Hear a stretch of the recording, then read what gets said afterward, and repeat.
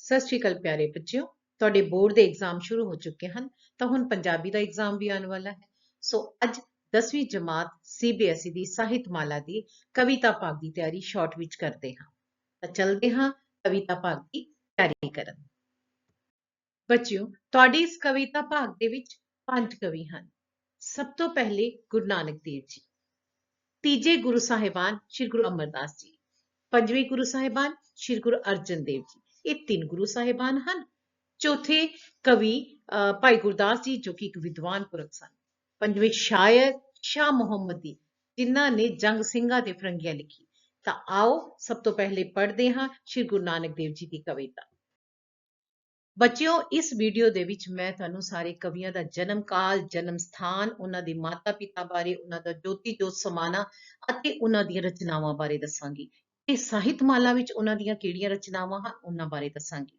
ਬੱਚਿਓ, MCQ ਦੇ 2 ਜਾਂ 3 ਨੰਬਰ ਦੇ ਕੁਐਸਚਨ ਇਹਨਾਂ ਵਿੱਚੋਂ ਆਉਣਗੇ। ਇਸ ਤੋਂ ਇਲਾਵਾ 4 ਨੰਬਰ ਦਾ ਵੱਡਾ ਕੁਐਸਚਨ ਆਏਗਾ। ਸੋ ਮੈਂ ਇਸ ਵੀਡੀਓ ਦੇ ਵਿੱਚ ਤੁਹਾਨੂੰ 4 ਨੰਬਰ ਵਾਲੇ ਕੁਐਸਚਨ ਦੀ ਤਿਆਰੀ ਕਰਾਵਾਂਗੀ, ਭਾਵ ਹਰ ਇੱਕ ਕਵਿਤਾ ਦੇ ਸਾਰ ਸਮਝਾਵਾਂਗੀ। ਉਸ ਸਾਰ ਦੇ ਵਿੱਚੋਂ ਕੋਈ ਵੀ ਕਿਸੇ ਤਰ੍ਹਾਂ ਦਾ ਵੀ ਕੁਐਸਚਨ ਬਣ ਕੇ ਆ ਜਾਏ, ਤੁਸੀਂ ਆਰਾਮ ਨਾਲ ਲਿਖ ਸਕਦੇ ਹੋ। ਸੋ ਹੁਣ ਪਹਿਲਾਂ ਕਰਦੇ ਹਾਂ, ਸੋ ਕਿਉ ਮੰਦਾ ਆਖੀਏ ਚਿਤ ਮੇਰਾ ਜਾਨ। ਸੋ ਕਿਉ ਮੰਦਾ ਆਖੀਏ ਦੇ ਰਚయిਤਾ ਸ਼੍ਰੀ ਗੁਰੂ ਨਾਨਕ ਦੇਵ ਜੀ ਬਾਰੇ ਪਹਿਲੇ ਕੁਝ MCQ ਟਾਈਪ ਕੁਐਸਚਨਸ। ਉਹਨਾਂ ਦਾ ਜਨਮ 1469 ਤੋਂ 1539 ਤੱਕ ਦਾ ਸਮਾਂ ਕਾਲ ਹੈ। 1469 ਤੋਂ 1539 ਤੱਕ ਉਹਨਾਂ ਦਾ ਜਨਮ ਰਾਏ ਭੋਏ ਦੀ ਤਲਵੰਡੀ ਵਿੱਚ ਹੋਇਆ ਔਰ ਜੋਤੀ ਜੋਤ ਸਮਾਣਾ ਉਹਨਾਂ ਦਾ ਕਰਤਾਰਪੁਰ ਵਿਖੇ ਹੋਇਆ। ਉਹਨਾਂ ਦੀ ਮਾਤਾ ਜੀ ਦਾ ਨਾਮ ਮਾਤਾ ਤ੍ਰਿਪਤਾ ਜੀ, ਪਿਤਾ ਜੀ ਦਾ ਨਾਮ ਮਹਿਤਾ ਕਾਲੂ ਜੀ। 19 ਸਾਲ ਦੀ ਉਮਰ ਵਿੱਚ ਵਿਆਹ ਹੋਇਆ, ਬੀਬੀ ਸੁਲੱਖਣੀ ਜੀ ਨਾਲ ਵਿਆਹ ਹੋਇਆ। 2 ਪੁੱਤਰ ਸ਼੍ਰੀ ਚੰਦ ਤੇ ਲਖਮੀ ਦਾਸ ਜੀ ਹੋਏ ਸਨ ਔਰ ਆਪ ਜੀ ਨੇ 4 ਉਦਾਸੀਆਂ ਕੀਤੀਆਂ, ਚਾਰੋਂ ਦਿਸ਼ਾਵਾਂ ਦੇ ਵਿੱਚ। ਸੋ ਜਪਜੀ ਸਾਹਿਬ ਆਪ ਜੀ ਦੀ ਬਹੁਤ ਮੁੱਖ ਬਾਣੀ ਹੈ, ਜਿਹੜੀ ਵੱਧ ਤੋਂ ਵੱਧ ਪੜ੍ਹੀ ਜਾਂਦੀ ਹੈ ਔਰ 974 ਰਚਨਾਵਾਂ ਇਹਨਾਂ ਦੀਆਂ ਕੁੱਲ ਹਨ।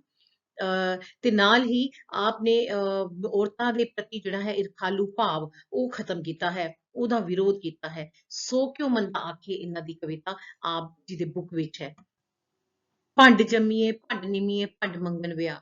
ਸੋ ਬੱਚਿਓ, ਜੇ ਤੁਹਾਨੂੰ ਕੁਐਸਚਨ ਆ ਜਾਂਦਾ ਹੈ ਸੋ ਕਿਉ ਮੰਦਾ ਆਖੀ ਦਾ ਕੇਂਦਰੀ ਭਾਵ ਲਿਖੋ, ਜਾਂ ਫਿਰ ਆ ਜਾਂਦਾ ਹੈ ਸੋ ਕਿਉ ਮੰਦਾ ਆਖੀ ਸ਼ਬਦ ਵਿੱਚ ਇਸਤਰੀ ਦੀ ਮਹਾਨਤਾ ਦੱਸੀ ਗਈ ਹੈ, ਸੰਖੇਪ ਵਿੱਚ ਲਿਖੋ, ਜਾਂ ਫਿਰ ਆਂਦਾ ਹੈ ਕਿ ਇਸ ਨਾਂ ਦੀ ਰਚਨਾ ਵਿੱਚ ਪ੍ਰਗਟਾਏ ਗਏ ਵਿਚਾਰਾਂ ਨੂੰ ਆਪਣੇ ਸ਼ਬਦਾਂ ਦੇ ਵਿੱਚ ਲਿਖੋ। ਸੋ ਕੋਈ ਵੀ ਕੁਐਸਚਨ ਆ ਜਾਂਦਾ ਹੈ, ਤੁਸੀਂ ਹਰ ਕੁਐਸਚਨ ਦੇ ਵਿੱਚ ਇਹੀ ਲਿਖਣਾ ਕਿ ਗੁਰੂ ਨਾਨਕ ਦੇਵ ਜੀ ਨੇ ਸੋ ਕਿਉ ਮੰਦਾ ਰਚਨਾ ਵਿੱਚ ਪਰਮੇਸ਼ਵਰ ਤੋਂ ਬਾਅਦ ਔਰਤ ਨੂੰ ਹੀ ਸੰਸਾਰ ਦੀ ਸਿਰਜਕ ਦੱਸਿਆ ਹੈ। ਦੂਜਾ ਪੁਆਇੰਟ ਲਿਖਣਾ ਹੈ ਕਿ ਇਸ ਸੰਸਾਰ ਦੇ ਵਿੱਚ ਮਨੁੱਖ ਔਰਤ ਤੋਂ ਹੀ ਜਨਮ ਲੈਂਦਾ ਹੈ। ਤੀਜਾ ਪੁਆਇੰਟ, ਔਰਤ ਹੀ ਮਨੁੱਖ ਦਾ ਪਾਲਣ ਪੋਸ਼ਣ ਕਰਦੀ ਹੈ। ਚੌਥਾ ਪੁਆਇੰਟ, ਉਸ ਨਾਲ ਹੀ ਕੁੜਮਾਈ ਹੁੰਦੀ ਹੈ ਤੇ ਵਿਆਹ ਹੁੰਦਾ ਹੈ। ਪੰਜਵਾਂ, ਉਸ ਤੋਂ ਹੀ ਇਸ ਸੰਸਾਰ ਪ੍ਰਤੀ ਪ੍ਰੇਮ ਉਪਜਦਾ ਹੈ ਤੇ ਵੰਸ਼ ਚੱਲਦਾ ਹੈ। ਉਸ ਤੋਂ ਬਾਅਦ ਜਦੋਂ ਉਸ ਦੀ ਮੌਤ ਹੁੰਦੀ ਹੈ ਤਾਂ ਫਿਰ ਹੋਰ ਔਰਤ ਦੀ ਭਾਲ ਕੀਤੀ ਜਾਂਦੀ ਹੈ। ਨੈਕਸਟ ਪੁਆਇੰਟ ਲਿਖੋਗੇ, ਉਸ ਦੇ ਕਾਰਨ ਹੀ ਸੰਸਾਰਿਕ ਸਾਕਾਦਾਰੀ ਬਣਦੀ ਹੈ। ਨੈਕਸਟ ਪੁਆਇੰਟ, ਰਾਜਿਆਂ ਦਾ ਜਨਮ ਵੀ, ਰਾਜੇ ਮਹਾਰਾਜਿਆਂ ਦਾ ਜਨਮ ਵੀ ਔਰਤ ਤੋਂ ਹੁੰਦਾ ਹੈ। ਤਾਂ ਇਸ ਸੰਸਾਰ ਵਿੱਚ ਕੋਈ ਵੀ ਅਜਿਹਾ ਮਨੁੱਖ ਨਹੀਂ ਹੈ ਜੋ ਔਰਤ ਤੋਂ ਜਨਮ ਨਹੀਂ ਲੈਂਦਾ, ਭਾਵ ਉਹ ਮਨੁੱਖ ਦੀ ਹੋਂਦ ਹੀ ਔਰਤ ਤੋਂ ਹੁੰਦੀ ਹੈ। ਇੱਕ ਪਰਮਾਤਮਾ ਹੀ ਐਸਾ ਹੈ ਜੋ ਔਰਤ ਤੋਂ ਜਨਮ ਨਹੀਂ ਲੈਂਦਾ। ਜੇਕਰ ਅਸੀਂ ਸਾਰੇ ਉਸ ਔਰਤ ਦੇ ਕਾਰਨ ਹੀ ਇਸ ਸੰਸਾਰ ਵਿੱਚ ਹਾਂ ਤਾਂ ਇਸ ਔਰਤ ਨੂੰ ਅਸੀਂ ਭੈੜਾ ਕਿਉਂ ਬੋਲਦੇ ਹਾਂ? ਬਸ ਇੰਨਾ ਹੀ ਪ੍ਰਸ਼ਨ ਹੈ, ਇੰਨਾ ਹੀ ਉੱਤਰ ਹੈ ਜੋ ਤੁਸੀਂ ਕਿਸੇ ਵੀ ਕੁਐਸਚਨ ਦਾ ਆਨਸਰ ਦੇ ਸਕਦੇ ਹੋ, ਥੋੜਾ ਮੋਲਡ ਕਰਕੇ। ਚਲੋ ਤੁਰਦੇ ਹਾਂ। ਅਗਲੀ ਕਵਿਤਾ ਕਿਰਪਾ ਕਰਕੇ ਬਖਸ਼ ਲਿਓ, ਜੋ ਕਿ ਸ਼੍ਰੀ ਗੁਰੂ ਅਮਰਦਾਸ ਜੀ ਦੁਆਰਾ ਰਚਿਤ ਹੈ। ਸ਼੍ਰੀ ਗੁਰੂ ਅਮਰਦਾਸ ਜੀ ਦਾ ਜਨਮ 1479, ਸਥਾਨ ਬਸਰਕੇ ਅੰਮ੍ਰਿਤਸਰ ਦੇ ਵਿੱਚ। ਪਿਤਾ ਜੀ ਦਾ ਨਾਮ ਤੇਜਪਾਨ, ਮਾਤਾ ਜੀ ਦਾ ਨਾਮ ਮਾਤਾ ਲਖੂ ਜੀ ਔਰ ਇਹਨਾਂ ਦੀ ਪਤਨੀ ਮਨਸਾ ਦੇਵੀ ਜੀ। ਆਪ ਭੱਲਾ ਘਰਾਣੇ ਦੇ ਸਨ। 2 ਪੁੱਤਰ ਮੋਹਨ ਜੀ ਤੇ ਮੋਰੀ ਜੀ, 2 ਪੁੱਤਰੀਆਂ ਬੀਬੀ ਦਾਨੀ ਜੀ ਤੇ ਬੀਬੀ ਭਾਨੀ ਜੀ। 16 ਅਪ੍ਰੈਲ 1552 ਵਿੱਚ 73 ਸਾਲ ਦੀ ਉਮਰ ਵਿੱਚ ਗੁਰੂ ਗੱਦੀ ਪ੍ਰਾਪਤ। ਸਿਧਾਂਤਿਕ ਰਚਿਆ ਪੰਗਤ ਪਾਛੇ ਸੰਗਤ। 1552 ਵਿੱਚ ਗੋਇੰਦਵਾਲ ਨਗਰ ਦੀ ਸਥਾਪਨਾ ਕੀਤੀ। ਪ੍ਰਮੁੱਖ ਬਾਣੀਆਂ ਆਨੰਦ ਸਾਹਿਬ, ਪੱਟੀ ਤੇ 4 ਵਾਰ। ਇਹ ਸਾਰੀ ਮਿਲਾ ਕੇ ਟੋਟਲ ਸ਼ਬਦ 907। ਜੋ ਬਾਣੀ ਗੁਰੂ ਗ੍ਰੰਥ ਸਾਹਿਬ ਵਿੱਚ ਦਰਜ ਹਨ ਉਹ 31 ਰਾਗਾਂ ਵਿੱਚੋਂ 17 ਰਾਗਾਂ ਦੀ ਬਾਣੀ ਤੇ ਆਧਾਰਿਤ ਹੈ। ਗੁਰੂ ਅਮਰਦਾਸ ਜੀ ਦਾ ਜੋਤੀ ਜੋਤ ਸਮਾਣਾ 16 ਸਤੰਬਰ 1574 ਈਸਵੀ ਨੂੰ ਗੋਇੰਦਵਾਲ ਵਿਖੇ ਆਪ ਜੋਤੀ ਜੋਤ ਸਮਾਏ ਸਨ। ਤੁਹਾਡੀ ਪਾਠ ਪੁਸਤਕ ਵਿੱਚ ਰਚਨਾ ਹੈ ਕਿਰਪਾ ਕਰਕੇ ਬਖਸ਼ ਲਿਓ। ਬੱਚੇ, ਕਿਰਪਾ ਕਰਕੇ ਬਖਸ਼ ਲਿਓ ਦਾ ਕੇਂਦਰੀ ਭਾਵ ਲਿਖੋ, ਜਾਂ ਕਿਰਪਾ ਕਰਕੇ ਬਖਸ਼ ਲਿਓ ਸ਼ਬਦ ਵਿੱਚ ਪਰਮਾਤਮਾ ਅੱਗੇ ਸਾਡੀ ਕੀ ਅਰਦਾਸ ਹੈ, ਜਾਂ ਇਸ ਦੇ ਵਿਸ਼ੇ ਬਾਰੇ ਦੱਸੋ, ਜਾਂ ਇਸ ਵਿੱਚ ਪ੍ਰਗਟਾਏ ਹੋਏ ਵਿਚਾਰਾਂ ਬਾਰੇ 50-60 ਸ਼ਬਦਾਂ ਵਿੱਚ ਲਿਖੋ। ਕਿਸੇ ਤਰ੍ਹਾਂ ਦਾ ਵੀ ਪ੍ਰਸ਼ਨ ਆ ਜਾਏ ਤਾਂ ਤੁਸੀਂ ਉੱਤਰ ਇਹੀ ਲਿਖਣਾ ਹੈ ਕਿ ਸ੍ਰੀ ਗੁਰੂ ਅਮਰਦਾਸ ਜੀ ਨੇ ਕਿਰਪਾ ਕਰਕੇ ਬਖਸ਼ ਲਿਓ ਵਿੱਚ ਪਰਮਾਤਮਾ ਦੀ ਜੀਵ ਤੇ ਮਿਹਰ ਤੇ ਬਖਸ਼ਿਸ਼ ਬਾਰੇ ਦੱਸਿਆ ਹੈ। ਉਹ ਫਰਮਾਉਂਦੇ ਹਨ ਕਿ ਇਨਸਾਨ ਤਾਂ ਗਲਤੀਆਂ ਦਾ ਪੁੱਤਰਾ ਹੈ। ਤੀਜਾ ਪੁਆਇੰਟ, ਅਨੇਕਾਂ ਪਾਪ ਕਰ ਬੈਠਦਾ ਹੈ। ਚੌਥਾ ਪੁਆਇੰਟ, ਜੇਕਰ ਸਾਡੇ ਕਰਮਾਂ ਦਾ ਲੇਖਾ ਦੇਖਿਆ ਜਾਵੇ ਤਾਂ ਅਸੀਂ ਮਿਹਰ ਹਾਸਲ ਨਹੀਂ ਕਰ ਸਕਦੇ। ਪੰਜਵਾਂ ਪੁਆਇੰਟ, ਪਰਮਾਤਮਾ ਬੜਾ ਹੀ ਦਿਆਲੂ ਤੇ ਬਖਸ਼ਣਹਾਰ ਹੈ, ਜਿਸ ਕਰਕੇ ਸੱਚੇ ਗੁਰੂ ਦੀ ਕਿਰਪਾ ਹੋ ਜਾਵੇ ਤੇ ਪ੍ਰਭੂ ਦਾ ਮਿਲਾਪ ਹੋ ਸਕਦਾ ਹੈ। ਨੈਕਸਟ, ਅਤੇ ਉਸ ਦੇ ਸਾਰੇ ਵਿਕਾਰ ਕੱਟੇ ਜਾਂਦੇ ਹਨ। ਬਸ ਇਸੇ ਤਰ੍ਹਾਂ ਹੀ ਤੁਸੀਂ ਪ੍ਰਸ਼ਨ ਨੂੰ ਜਿਹੜਾ ਵੀ ਪ੍ਰਸ਼ਨ ਆ ਜਾਏ ਉੱਤਰ ਨੂੰ ਮੋਲਡ ਕਰਕੇ ਲਿਖ ਸਕਦੇ ਹੋ। ਅਗਲੀ ਰਚਨਾ ਹੈ ਤੂੰ ਮੇਰਾ ਪਿਤਾ ਤੂੰ ਹੈ ਮੇਰਾ ਮਾਤਾ, ਜਿਸ ਦੇ ਰਚయిਤਾ ਹਨ ਸ਼੍ਰੀ ਗੁਰੂ ਅਰਜਨ ਦੇਵ ਜੀ, ਜੋ ਕਿ ਸਿੱਖਾਂ ਦੇ ਪੰਜਵੇਂ ਗੁਰੂ। ਜਨਮ 1563 ਈਸਵੀ। ਪਿਤਾ ਦਾ ਨਾਮ ਸ਼੍ਰੀ ਗੁਰੂ ਰਾਮਦਾਸ ਜੀ, ਮਾਤਾ ਜੀ ਦਾ ਨਾਮ ਬੀਬੀ ਭਾਨੀ ਜੀ, ਜੋ ਕਿ ਸ਼੍ਰੀ ਗੁਰੂ ਅਮਰਦਾਸ ਜੀ ਦੀ ਸਪੁੱਤਰੀ ਸਨ। ਵਿਆਹ ਮਾਤਾ ਗੰਗਾ ਜੀ ਨਾਲ 1599 ਵਿੱਚ। ਤਿੰਨ ਸੰਤਾਨਾਂ ਗੁਰੂ ਰਾਮਦਾਸ ਜੀ ਦੇ ਸਨ। ਗੁਰੂ ਅਰਜਨ ਦੇਵ ਜੀ ਸਭ ਤੋਂ ਛੋਟੇ ਸਨ। ਇਹਨਾਂ ਦੇ ਦੋ ਭਰਾ ਹੋਰ, ਪ੍ਰਿਥੀ ਚੰਦ ਤੇ ਮਹਾਦੇਵ। ਗੁਰੂ ਰਾਮਦਾਸ ਜੀ 1581 ਵਿੱਚ ਜੋਤੀ ਜੋਤ ਸਮਾਏ, ਤਦ ਆਪ ਨੂੰ ਗੁਰੂ ਗੱਦੀ ਪ੍ਰਾਪਤ ਹੋਈ ਸੀ। ਸ਼੍ਰੀ ਗੁਰੂ ਅਰਜਨ ਦੇਵ ਜੀ ਨੇ ਅੰਮ੍ਰਿਤਸਰ, ਤਰਨਤਾਰਨ, ਕਰਤਾਰਪੁਰ ਨਗਰਾਂ ਦੀ ਸਥਾਪਨਾ ਕੀਤੀ। ਸ਼੍ਰੀ ਹਰਮੰਦਰ ਸਾਹਿਬ ਜੀ ਦੀ ਨੀਂਹ ਕੀਤੀ ਔਰ ਸਾਈਂ ਮੀਆਂ ਮੀਰ ਪਾਸੋਂ ਇਹਨਾਂ ਨੇ ਨੀਂਹ ਪੱਥਰ ਰਖਵਾਇਆ ਸੀ। ਸ਼੍ਰੀ ਗੁਰੂ ਆਦਿ ਗ੍ਰੰਥ ਦੀ ਸਥਾਪਨਾ ਵੀ ਕੀਤੀ। ਪ੍ਰਮੁੱਖ ਬਾਣੀ ਸੀ ਸੁਖਮਨੀ ਸਾਹਿਬ। ਗੁਰੂ ਗ੍ਰੰਥ ਸਾਹਿਬ ਵਿੱਚ ਆਪ ਜੀ ਦੀ ਬਾਣੀ ਸਭ ਤੋਂ ਵੱਧ ਦਰਜ ਹੈ। 2218 ਇਹਨਾਂ ਦੀ ਗਿਣਤੀ ਹੈ। ਇਹਨਾਂ ਨੇ ਸ਼ਹਾਦਤ ਦਿੱਤੀ ਸੀ, ਜਿਹੜੀ ਕਿ 1606 ਈਸਵੀ ਵਿੱਚ ਸੀ। ਇਸ ਪੁਸਤਕ ਵਿੱਚ ਰਚਨਾ ਹੈ ਤੂੰ ਮੇਰਾ ਪਿਤਾ ਤੂੰ ਹੈ ਮੇਰਾ ਮਾਤਾ। ਬੱਚਿਓ, ਜੇ ਪ੍ਰਸ਼ਨ ਆ ਜਾਏ ਤੂੰ ਮੇਰਾ ਪਿਤਾ ਤੂੰ ਹੈ ਮੇਰਾ ਮਾਤਾ ਦਾ ਕੇਂਦਰੀ ਭਾਵ ਲਿਖੋ, ਜਾਂ ਆ ਜਾਏ ਇਸ ਦੇ ਵਿਸ਼ੇ ਬਾਰੇ 50-60 ਸ਼ਬਦਾਂ ਵਿੱਚ ਲਿਖੋ, ਤਾਂ ਤੁਸੀਂ ਇਸੇ ਤਰ੍ਹਾਂ ਹੀ ਉੱਤਰ ਲਿਖਣਾ ਹੈ। ਸ਼੍ਰੀ ਗੁਰੂ ਅਰਜਨ ਦੇਵ ਜੀ ਦੀ ਰਚਨਾ ਤੂੰ ਮੇਰਾ ਪਿਤਾ ਤੂੰ ਹੈ ਮੇਰਾ ਮਾਤਾ ਵਿੱਚ ਪਰਮਾਤਮਾ ਨੂੰ ਮਾਤਾ, ਪਿਤਾ, ਭਰਾ, ਰਿਸ਼ਤੇਦਾਰ ਆਦਿ ਵੱਖ-ਵੱਖ ਰਿਸ਼ਤਿਆਂ ਦੇ ਰੂਪ ਵਿੱਚ ਦੱਸਿਆ ਗਿਆ ਹੈ। ਗੁਰੂ ਸਾਹਿਬ ਨੇ ਇਹ ਕਿਹਾ ਹੈ ਕਿ ਪਰਮਾਤਮਾ ਹੀ ਹਰ ਜੀਵ ਵਿੱਚ ਸ਼ਾਮਲ ਹੈ ਅਤੇ ਉਹੀ ਸਾਡਾ ਆਸਰਾ ਹੈ ਤੇ ਉਹੀ ਸਾਡਾ ਮਾਨ ਹੈ। ਸਾਰੇ ਜੀਵ ਜੰਤੂ ਪਰਮਾਤਮਾ ਤੋਂ ਹੀ ਪੈਦਾ ਕੀਤੇ ਗਏ ਹਨ। ਅਗਲਾ ਪੁਆਇੰਟ ਲਿਖੋਗੇ, ਇਹ ਜਗਤ ਅਖਾੜਾ ਜੋ ਹੈ, ਸਾਰਾ ਜਗਤ ਰੂਪੀ ਅਖਾੜਾ, ਸੰਸਾਰ ਰੂਪੀ ਅਖਾੜਾ ਉਸ ਦੀ ਖੇਡ ਹੈ। ਉਸ ਦੀ ਇੱਛਾ ਅਨੁਸਾਰ ਹੀ ਸਾਰੇ ਕਾਰਜ ਹੁੰਦੇ ਹਨ।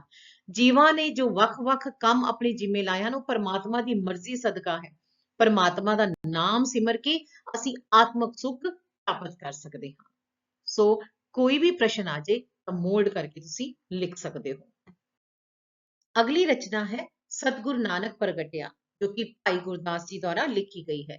ਭਾਈ ਗੁਰਦਾਸ ਜੀ ਦਾ ਜਨਮ ਭੱਲਾ ਘਰਾਣੇ ਵਿੱਚ 1559 ਈਸਵੀ ਵਿੱਚ। ਪਿਤਾ ਜੀ ਸਨ ਈਸ਼ਰਦਾਸ ਜੀ। ਭਾਈ ਗੁਰਦਾਸ ਜੀ ਤੀਜੇ ਗੁਰੂ ਗੁਰੂ ਅਮਰਦਾਸ ਜੀ ਦੇ ਭਤੀਜੇ ਸਨ। ਇਹਨਾਂ ਨੂੰ ਭਾਸ਼ਾ ਦਾ ਗਿਆਨ ਸੀ ਸੰਸਕ੍ਰਿਤ, ਬ੍ਰਜ, ਫਾਰਸੀ ਤੇ ਪੰਜਾਬੀ। ਇਹਨਾਂ ਨੇ 1604 ਈਸਵੀ ਵਿੱਚ ਗੁਰੂ ਗ੍ਰੰਥ ਸਾਹਿਬ ਜੀ ਮੁਕੰਮਲ ਕੀਤੇ ਸਨ। ਭਾਈ ਗੁਰਦਾਸ ਜੀ ਦੀ 912 ਪੌੜੀਆਂ ਵਾਲੀਆਂ 40 ਵਾਰਾਂ ਲਿਖੀਆਂ ਸਨ। 1556 ਕਬਿਤ ਸਵਈਏ ਬ੍ਰਿਜ ਭਾਸ਼ਾ ਵਿੱਚ ਲਿਖੀ। ਸਿਧਾਂਤਾਂ, ਗੁਰਬਾਣੀ ਦੇ ਸਿਧਾਂਤਾਂ ਨੂੰ ਵਿਸਤਾਰ ਨਾਲ ਸਮਝਾਇਆ। ਸਦਾਚਾਰ ਦੀ ਸਿੱਖਿਆ ਦਿੱਤੀ। ਗੁਰਬਾਣੀ ਦੀ ਕੁੰਜੀ ਕਿਹਾ ਜਾਂਦਾ ਇਹਨਾਂ ਦੀਆਂ ਰਚਨਾਵਾਂ ਨੂੰ। 1637 ਵਿੱਚ ਆਪ ਜੋਤੀ ਜੋਤ ਸਮਾਏ ਸਨ। ਆਪ ਜੀ ਦਾ ਸੰਸਕਾਰ 6ਵੇਂ ਗੁਰੂ ਗੁਰੂ ਹਰਗੋਬਿੰਦ ਸਿੰਘ ਜੀ ਨੇ ਆਪਣੇ ਹੱਥੀਂ ਕੀਤਾ ਸੀ। ਸੋ ਇਸ ਪੁਸਤਕ ਵਿੱਚ ਰਚਨਾ ਹੈ ਸਤਿਗੁਰੂ ਨਾਨਕ ਪ੍ਰਗਟਿਆ। ਇਸ ਬਾਰੇ ਬੱਚਿਓ, ਇਹਨਾਂ ਵਿੱਚੋਂ ਕੋਈ ਵੀ ਪ੍ਰਸ਼ਨ ਆ ਜਾਏ, ਭਾਈ ਗੁਰਦਾਸ ਜੀ ਨੇ ਸਤਿਗੁਰੂ ਨਾਨਕ ਪ੍ਰਗਟਿਆ ਪੌੜੀ ਵਿੱਚ ਗੁਰੂ ਨਾਨਕ ਦੇਵ ਜੀ ਦੇ ਅਵਤਾਰ ਧਾਰਨ ਨਾਲ ਸਮਾਜ ਵਿੱਚ ਜਿਹੜੇ ਪਰਿਵਰਤਨ ਆਏ ਉਹਨਾਂ ਦਾ ਵਰਣਨ ਕਰੋ। ਜਾਂ ਫਿਰ ਆ ਜਾਏ ਕੇਂਦਰੀ ਭਾਵ ਲਿਖੋ, ਜਾਂ ਆ ਜਾਏ ਵਿਸ਼ਾ ਵਸਤੂ ਲਿਖੋ। ਤਾਂ ਤੁਸੀਂ ਕੁਝ ਅਜਿਹਾ ਹੀ ਲਿਖ ਸਕਦੇ ਹੋ, ਸਤਿਗੁਰੂ ਨਾਨਕ ਪ੍ਰਗਟਿਆ ਨਾਂ ਦੀ ਪੌੜੀ ਦਾ ਵਿਸ਼ਾ ਸ਼੍ਰੀ ਗੁਰੂ ਨਾਨਕ ਦੇਵ ਜੀ ਦੇ ਅਵਤਾਰ ਧਾਰਨ ਨਾਲ ਸੰਬੰਧਿਤ ਹੈ। ਦੂਸਰਾ, ਭਾਈ ਗੁਰਦਾਸ ਜੀ ਇਹ ਦੱਸਦੇ ਹਨ ਕਿ ਗੁਰੂ ਨਾਨਕ ਦੇਵ ਜੀ ਦੇ ਆਗਮਨ ਨਾਲ ਅਗਿਆਨਤਾ ਦੀ ਧੁੰਦ ਖਤਮ ਹੋ ਗਈ। ਉਸ ਲਈ ਉਹਨਾਂ ਨੇ ਦੋ ਉਦਾਹਰਨ ਵੀ ਦਿੱਤੇ ਹਨ, ਜਿਵੇਂ ਕਿ ਸੂਰਜ ਦੇ ਚੜ੍ਹਨ ਨਾਲ ਤਾਰੇ ਛਿਪ ਜਾਂਦੇ ਹਨ, ਸ਼ੇਰ ਦੇ ਗਰਜਨ ਨਾਲ ਹਿਰਨਾਂ ਦੀ ਡਾਰ ਭੱਜ ਜਾਂਦੀ ਹੈ। ਇਸੇ ਤਰ੍ਹਾਂ ਅਗਿਆਨਤਾ ਦਾ ਹਨੇਰਾ ਵੀ ਦੂਰ ਹੋ ਗਿਆ। ਉਸੇ ਤਰ੍ਹਾਂ ਇਹਨਾਂ ਨੇ ਸਮਾਜ ਵਿੱਚੋਂ ਵਹਿਮਾਂ ਭਰਮਾਂ ਤੇ ਪਖੰਡਾਂ ਦਾ ਹਨੇਰਾ ਦੂਰ ਹੋ ਗਿਆ ਬਾਰੇ ਵੀ ਦੱਸਿਆ ਹੈ। ਨੈਕਸਟ, ਜਿਹੜੀਆਂ ਥਾਵਾਂ ਤੇ ਗੁਰੂ ਜੀ ਦੇ ਚਰਨ ਪਏ ਉਹ ਥਾਵਾਂ ਪੂਜਨਯੋਗ ਹੋ ਗਏ। ਉਸ ਤੋਂ ਬਾਅਦ ਗੁਰੂ ਜੀ ਦੇ ਉਪਦੇਸ਼ਾਂ ਅੱਗੇ ਵਹਿਮ ਭਰਮ ਟਿਕ ਵੀ ਨਹੀਂ ਸਕੇ। ਤੇ ਅੱਗੇ ਲਾਸਟ ਪੁਆਇੰਟ, ਕਲਯੁਗ ਵਿੱਚ ਪ੍ਰਗਟ ਹੋ ਕੇ ਗੁਰੂ ਜੀ ਨੇ ਚਾਰੋਂ ਦਿਸ਼ਾਵਾਂ ਨੂੰ ਕਰ ਦਿੱਤਾ। ਤਾਂ ਕੋਈ ਵੀ ਪ੍ਰਸ਼ਨ ਆ ਜੇ ਤਾਂ ਤੁਸੀਂ ਮੋਲਡ ਕਰਕੇ ਲਿਖ ਸਕਦੇ ਹੋ। ਅਗਲੀ ਰਚਨਾ ਹੈ ਜੰਗ ਦਾ ਹਾਲ, ਜਿਸ ਦੇ ਰਚయిਤਾ ਹਨ ਸ਼ਾਹ ਮੁਹੰਮਦ ਜੀ। ਸ਼ਾਹ ਮੁਹੰਮਦ ਜੀ ਦਾ ਜਨਮ ਪਿੰਡ ਵਡਾਲਾ ਅੰਮ੍ਰਿਤਸਰ ਵਿਖੇ 1782 ਈਸਵੀ ਵਿੱਚ। ਇਹਨਾਂ ਦੀਆਂ ਦੋ ਰਚਨਾਵਾਂ ਪ੍ਰਸਿੱਧ ਸਨ, ਕਿੱਸਾ ਸੱਸੀ ਪੁੰਨੂ ਅਤੇ ਜੰਗਨਾਮਾ ਸਿੰਘਾਂ ਤੇ ਫਿਰੰਗੀਆਂ। ਜੰਗਨਾਮਾ ਸਿੰਘਾਂ ਤੇ ਫਿਰੰਗੀਆਂ ਕਰਕੇ ਆਪ ਦੀ ਪਛਾਣ ਬਣੀ ਸੀ। 1862 ਈਸਵੀ ਵਿੱਚ ਸ਼ਾਹ ਮੁਹੰਮਦ ਇਸ ਸੰਸਾਰ ਤੋਂ ਕੂਚ ਕਰ ਗਏ ਸਨ। ਸੋ ਅੱਗੇ ਪੜ੍ਹਦੇ ਹਾਂ ਜੰਗ ਦਾ ਹਾਲ। ਬੱਚਿਓ, ਸ਼ਾਹ ਮੁਹੰਮਦ ਜੀ ਨੇ ਜੰਗਨਾਮਾ ਲਿਖਿਆ ਹੈ, ਜੰਗਨਾਮਾ ਸਿੰਘਾਂ ਤੇ ਫਿਰੰਗੀਆਂ। ਜੰਗਨਾਮਾ ਸਿੰਘਾਂ ਤੇ ਫਿਰੰਗੀਆਂ ਤੋਂ ਹੀ ਇਹ ਜੰਗ ਦਾ ਹਾਲ ਕਵਿਤਾ ਲਈ ਗਈ ਹੈ। ਸੋ ਇਸ ਵਿੱਚ ਕੋਈ ਵੀ ਪ੍ਰਸ਼ਨ ਆ ਜਾਏ, ਜਿਵੇਂ ਜੰਗ ਦਾ ਹਾਲ ਸਿਰਲੇਖ ਹੇਠ ਦਰਜ ਰਚਨਾ ਵਿੱਚ ਸਿੰਘਾਂ ਤੇ ਅੰਗਰੇਜ਼ਾਂ ਦੀ ਲੜਾਈ, ਜੰਗ ਦਾ ਜੋ ਹਾਲ ਬਿਆਨ ਕੀਤਾ ਹੈ ਉਹਨਾਂ ਦਾ 50-60 ਸ਼ਬਦਾਂ ਵਿੱਚ ਵਰਣਨ ਕਰੋ, ਜਾਂ ਫਿਰ ਇਸ ਦਾ ਕੇਂਦਰੀ ਭਾਵ ਆ ਤਾਂ ਤੁਸੀਂ ਕੁਝ ਇਸ ਤਰ੍ਹਾਂ ਮੋਲਡ ਕਰਕੇ ਲਿਖੋਗੇ। ਜੰਗ ਦਾ ਹਾਲ ਨਾਂ ਦੀ ਰਚਨਾ ਵਿੱਚ ਫੇਰੂ ਸ਼ਹਿਰ ਨਾਂ ਦੇ ਸਥਾਨ ਤੇ ਹੋਈ ਸਿੰਘਾਂ ਤੇ ਅੰਗਰੇਜ਼ਾਂ ਦੀ ਲੜਾਈ ਦਾ ਵਰਣਨ ਹੈ। ਦੂਜਾ ਪੁਆਇੰਟ ਹੈ, ਇਸ ਲੜਾਈ ਵਿੱਚ ਸਿੱਖ ਫੌਜਾਂ ਬਹਾਦਰੀ ਨਾਲ ਲੜੀਆਂ। ਉਹਨਾਂ ਨੇ ਗੋਰਿਆਂ ਭਾਵ ਅੰਗਰੇਜ਼ਾਂ ਦੇ ਗੰਜ ਭਾਵ ਸਿਰ ਲਾ ਸੁੱਟੇ। ਟੁੰਡੇਲਾਟ ਲਾਰਡ ਹਾਰਡਿੰਗ ਨੇ ਗੁੱਸੇ ਵਿੱਚ ਆ ਕੇ ਜ਼ੋਰ ਨਾਲ ਮੁਕਾਬਲਾ ਕਰਨ ਦਾ ਹੁਕਮ ਦਿੱਤਾ। ਨੈਕਸਟ ਪੁਆਇੰਟ, ਉਹਨਾਂ ਤੋਪਾਂ ਨਾਲ ਸਿੱਖ ਫੌਜਾਂ ਤੇ ਹਮਲਾ ਕੀਤਾ ਤੇ ਅੰਗਰੇਜ਼ਾਂ ਨੇ ਮੈਦਾਨ ਮੱਲ ਲਿਆ। ਨੈਕਸਟ ਪੁਆਇੰਟ, ਇੱਥੇ ਹਿੰਦ ਤੇ ਪੰਜਾਬ ਦੀ ਜੰਗ ਜਾਪਣ ਲੱਗ ਗਈ, ਭਾਵ ਅੰਗਰੇਜ਼ਾਂ ਤੇ ਸਿੰਘਾਂ ਦੀ ਜੰਗ ਵਿੱਚ ਦੋਵੇਂ ਧਿਰਾਂ ਬਹਾਦਰੀ ਨਾਲ ਲੜੀਆਂ, ਪਰ ਮਹਾਰਾਜਾ ਰਣਜੀਤ ਸਿੰਘ ਦੀ ਅਗਵਾਈ ਤੋਂ ਬਿਨਾਂ ਸਿੱਖ ਫੌਜ ਜਿੱਤ ਕੇ ਵੀ ਅੰਤ ਨੂੰ ਹਾਰ ਗਈ।